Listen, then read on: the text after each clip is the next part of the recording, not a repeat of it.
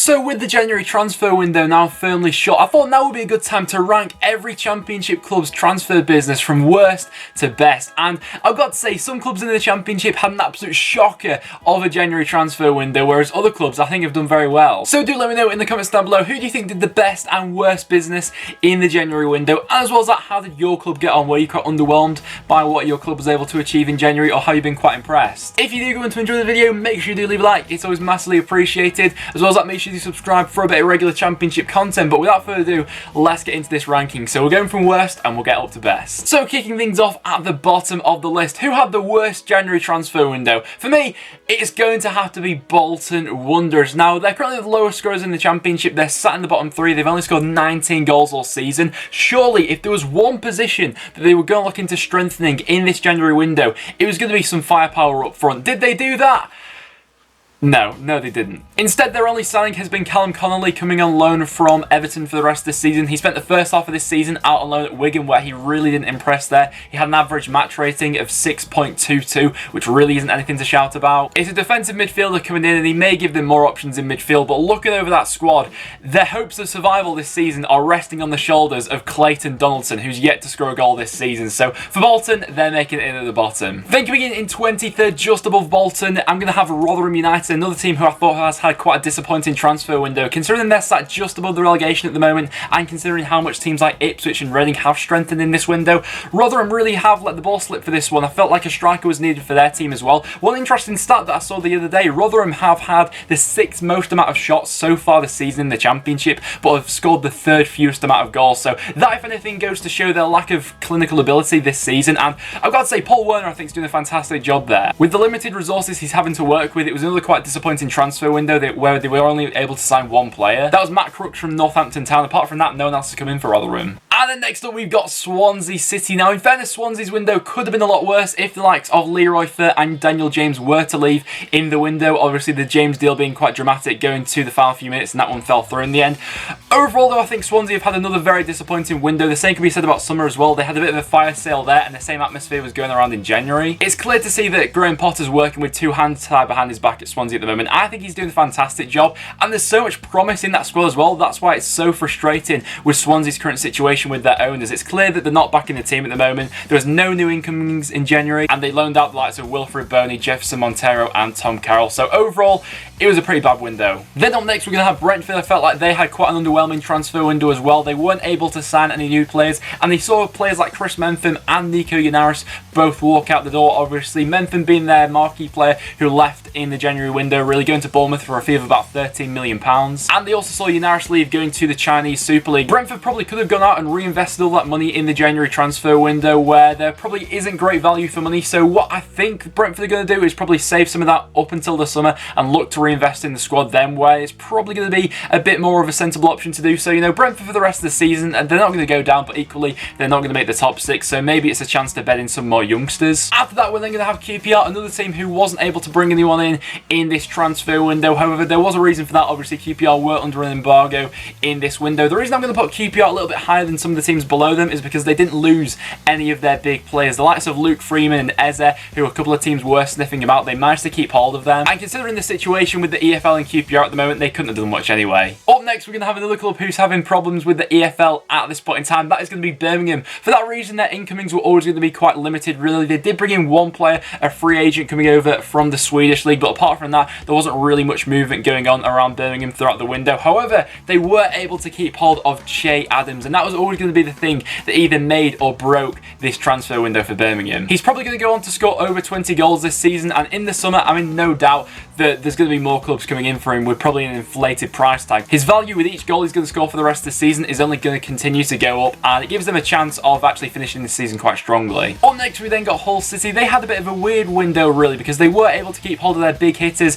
People like Grosicki and Jeroboam were being heavily linked away from the club in the summer, and to keep hold of those two is going to be massive for them going forward. Although I do feel as if some of their incomings, they could have looked into a couple more positions. A striker would have been very useful for Hull for the rest of the season. Another defender as well, I think, could have been utilised. They did bring in a couple of players though. They brought in the likes of Liam Ridgewell on a free transfer. He's 34 years old. He comes in as a little bit of cover in defence, as well as that Mark Pugh on loan from Bournemouth for the rest of the season. I just feel as if they could have done a little bit more business. And then we're going to have Norwich City, City coming in. Now, on the whole, Norwich had a very quiet transfer window. They did loan out a couple of players, people like Nelson Oliveira, Matt Jarvis, Ben Marshall, all going out on loan. And they did complete a couple of deals, one of them being Philip Heister coming over from the second German division to provide a bit of cover as a left back. But overall, Norwich didn't really need many additions in my opinion. They've already got a very settled squad there. They've got, you know, quite a bit of squad depth, and it was probably wise for them not to go out and splash the cash on some big marquee signs, because at the moment, I think that squad's functioning well as it is. After that, we're then going to have Middlesbrough, another team in the promotion hunt at this point in time. And did they strengthen this window? I'm not really so sure. They brought in John Obi Mikel, another defensive midfielder, who maybe he'll be able to do a job there for the rest of the season, but it's not a position where I think that Borough really needed to strengthen. They did bring in Van Parrot in fairness as a winger, but I felt like they need more creative outlets going forward. A number 10 and a couple more wingers is what this squad was crying out for. They've not addressed that in this window, and that could be the reason why they fall short of promotion. You know, they're in a fantastic position in the Championship at this point in time under Tony Pulis, but with those lacking options going forward, they may fall away come the end of the season because of this window. And Derby County are a team at the moment who seem to be tiptoeing around financial fair play regulations. They can't really be going out and splashing a huge amount of money at this point in time, and in this window it was okay. They brought in the likes of Ashley Cole and Andy King, a bit of experience coming into the squad for the tail end of the season. Ashley Cole, I think, is going to play more of a supporting role this season. I don't think he's going to get all too much action, but I'll be interested to see what level he's currently at when he does play. I also felt as if this Derby squad could have done with a bit more cover defensively. That's an area where they could be undone come the end of the season if they do pick up a couple more injuries. Millwall had a bit of an odd transfer window, really. They were able to get Ben Marshall on loan from Norwich for the rest of the season. I think that's going to be a very positive influence for their season. Adds another wide player there, and last season while on loan at Millwall, I thought he was very good. As well as that, they also brought in Alex Pearce on loan from Derby County, but their failure to get a striker really was the downfall of Millwall in this transfer window, and could be the reason why they are sucked into that relegation battle. Then up next, we are going to have Wigan Athletic. I've seen a few Wigan fans having differing opinions on what they've made of their January business. I'd be interested to hear from you guys in the comments down below. For me, I don't think it's been a total disaster of a window for them. Yes, they did lose Will Grigg, but for a fee of up to £4 million, for me, I don't think they could have turned that down. I think that's a fantastic price for a striker like Will Grigg, and they brought in some alright players. Anthony Pilkington, I think, has had a good impact so far. Leon Clark looked good in his debut. I think he'll do a job for them for the rest of the season as well. And they brought in a couple more loan players as well. Danny Fox came in from Nottingham Forest, and Lee Evans coming over from Sheffield United. It wasn't the best transfer window from Wigan, but it could have been worse. Up next, we're then going to have Blackburn Rovers, a club who had a very quiet transfer window, but their main bit of business has to be keeping hold of Bradley Dack. He was always going to be pivotal to this Rovers side season for the rest of the year, and keeping hold of him could be massive for them. It could be argued that they even have an outside shout of reaching the playoffs come the end of the season. You know, they are in that region of the table at the moment, just below in the chasing pack, but keeping hold of Bradley Dack will be a good bit of business. Also as well, bringing over Harry Chapman from Middlesbrough, I think that could be a good one long term. Overall for Blackburn, it wasn't anything spectacular, but they managed to keep hold of Dack, and that was the main thing for them. Then coming in at the midpoint of this ranking video at 12th position, I'm going to have Ipswich Town. Now, Ipswich I actually think did some decent business in this transfer window. The only thing with them is they probably left it too late in terms of survival. They're really going to have a big turnaround, but in terms of some of the players coming in, Alan Judge I think is a decent player. Colin Kwana as well could do a job for them. Will Keane coming on loan from Hull for the rest of the season, I'm not so sure about. James Breeze coming in from Aston Villa on loan, as well as that they've got Callum Elder coming in from Leicester City. It seems to me what Ipswich have wanted to do in this window was bring in Championship experience. Another player to add to that list is going to be James Collins. I think he's probably their best signing of this window, but despite bringing in some decent players, it still does seem like it's a little bit too late for Ipswich. After that, we're going to have Bristol City, a club who had a very quiet transfer window as well. Their main incoming though is going to be Casey Palmer, and he's someone who I'm really excited to see how he can get on with Bristol City for the rest of the season. He's already made a very positive impact there, and coming in as that number 10 can be a little bit of quality coming off the bench. I think he'll do quite well in the long run. He was really their only major incoming though. Another thing that does have to be said about Bristol City in this transfer window though is they were able to keep hold of some of their big players. There was some interest talked about in January for players like Josh Brownhill, who apparently some Premier League clubs were looking around. And although I do think they could have strengthened in a couple of other positions in this window, they're going very well in the Championship at the moment, and so to not have a massive transfer window, I don't think it's been a disaster for them. Up next, we're then going to have Leeds United. Now, Leeds had a bit of an odd window really. Their big incoming was Kiko Casilla coming in from Real Madrid, a position where they needed to strengthen. Billy Peacock-Farrell had good moments for Leeds, but overall was quite an inconsistent goalkeeper for a club wanting to go for automatic promotion this season, so that I think in the long run will be a decent bit of business from Leeds. However, they really could have done with a few more attacking options to just solidify their place in the top two. We've seen them go through a bit of a rough patch in the Championship currently, but failing to replace a player like Samu Saiz in that squad could come back to haunt them. You know, if you look at the Leeds squad before the window and after the window, is it stronger now than it was then? I'm not so sure. They brought Nketiah, but they've lost a player like Seiss. Also, they lost out on Dan James from Swansea City. He's a player who I thought could have added quite a bit for this Leeds squad, either as a starter or off the bench. It wasn't a disaster of a window for Leeds by any stretch of the imagination, but with them having the best chance of promotion now than they have in absolutely ages, they could have done more in this window. Stoke City are going to come up next in my list, and overall I think they had an alright window. They did bring in some quality additions, players like Sam Vokes and Danny Batth coming into the equation. I feel as if still there is a lot of dead wood in that Stoke City squad. I think there's going to be quite an overhaul of players in the summer transfer window. Danny Batth is a good championship defender and should stabilise the defence, which has looked very shaky so far this season, and with Sam Vokes coming in as well, maybe he can get the best out of a struggling Benik.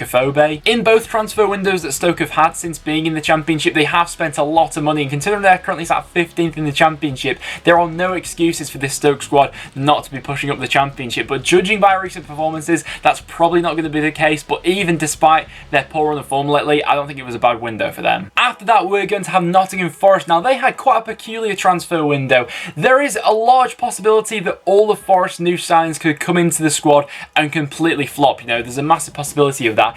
Whether this window is a success or not is going to be totally dependent on if Martin O'Neill can get the right system around these players and if they hit the ground running. People coming in like Leo Bonatini, I think he's got a bit of promise to come in. He's already proved himself in the Championship with Wolves last season. Pele coming over from Monaco on loan could be a decent option for them in midfield. He's got pedigree there, and I'd probably say he's an improvement on some of the players they've already got in that position, as well as that they also looked into bringing in a few defenders in this window as well. They were able to keep hold of the likes of Joe Lolly, who has been linked away from the club in the transfer window as well. But Forest for the rest of the season is going to be dependent on if Martin O'Neill can get the best out of this squad. There's no doubt talent in there, and there was some pretty decent signs in my opinion, but there is also the possibility that all of them could completely flop. So Forest fans, what do you make of your window? Let me know down below. Then up next, we're going to have Aston Villa. Overall, I think they had a fairly good transfer window actually. There were a couple more positions where they could have looked into strengthening, but overall, I don't think they've had a bad window compared to some of the other Championship clubs. Goalkeeper was a massive area where Villa needed to strengthen. They've done that, bringing in Lovre Kalinic. As well as that, they've also brought in a couple of loan players. Tom Carroll coming in from Swansea City, probably going to look to fit into this Dean Smith passing system. And Courtney House and Tyrone Mings have both come in for reinforcements into that backline, as well as recalling Tommy Elphick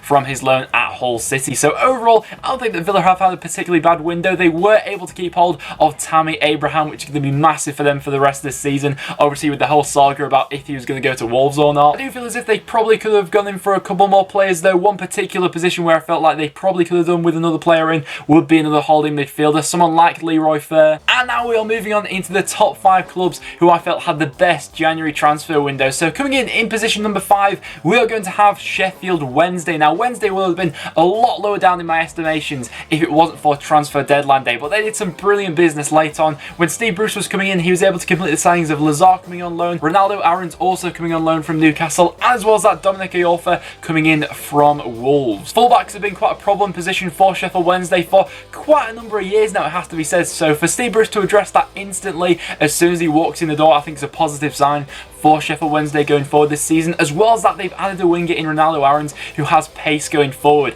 I've been making videos on the Championship for about 3 years now, and I've been banging on about the same thing with Sheffield Wednesday lacking pace going forward. Ronaldo Aarons though comes in as quite a dynamic winger under Bruce now with some quality additions in this window. I think they'll go and finish the season strong. Then coming in 4th position, we are going to have my club Preston North End. Overall, I am very happy with the business we were able to do in the January window. This probably feels like a summer transfer window for Preston, because these were the sort of deals which we should have been going out and doing in the summer. Jayden Stockley is what we've been crying out for ever since we sold Jordan Hugill a year ago to West Ham. That physical presence going forward, who is able to hold the ball up for players like Shoney Maguire, Tom Barkhuizen and Alan Brown to be making movements off him. We've lacked that in our system, and Jayden Stockley's already gone in and impressed me so far. We also signed the goalkeeper Conor Ripley coming in from Middlesbrough. I think he'll be a good addition for the future. Joe Rafferty coming in from Rochdale as well. A right back was a position where we needed to strengthen. We've gone and done that. Josh Ginley's come in as another winger. I'm excited to see when he gets into the squad, but probably our best bit of business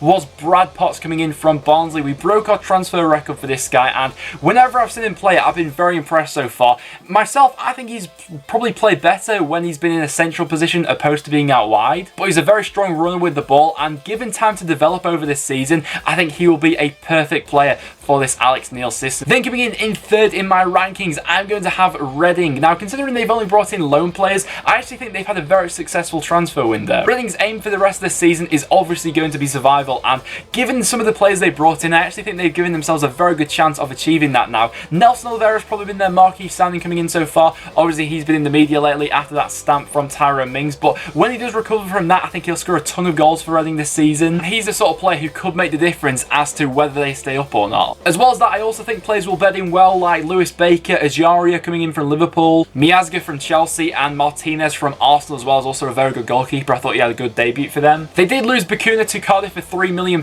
which I thought was quite a crazy price tag in the grand scheme of things, but overall, Reading have given themselves a very good chance of survival, and for that reason, they're coming third in my rankings. Then coming in second with my rankings, I'm going to have West Brom, another club who only brought in loan players throughout the January transfer window, but given the pedigree of some of these signings, they've given themselves a very good chance of promotion come the end of the season. They've added more pace and dynamism to their game with players like Jacob Murphy coming from Newcastle on loan and Jefferson Montero coming from Swansea. Defence has been a bit of a problem for West Brom so far this season, but Mason Holgate's coming in and had a good impact so far. And Stefan Johansson, a player coming in, a player who's got experience with promotion, an absolute vital cog in that Fulham system who were able to achieve it via the playoffs. And the only real downside to this transfer window from West Brom was the fact that they lost Harvey Barnes, probably their best player before he did leave, as he was recalled by Leicester City. That's the only reason they're not going to get top spot, the fact that Harvey Barnes was recalled, but adapting to that situation, West Brom have done very well. And then coming into top of the list, I'm going to have Sheffield United as having the best transfer window. They were able to make the signing of Ollie Norwood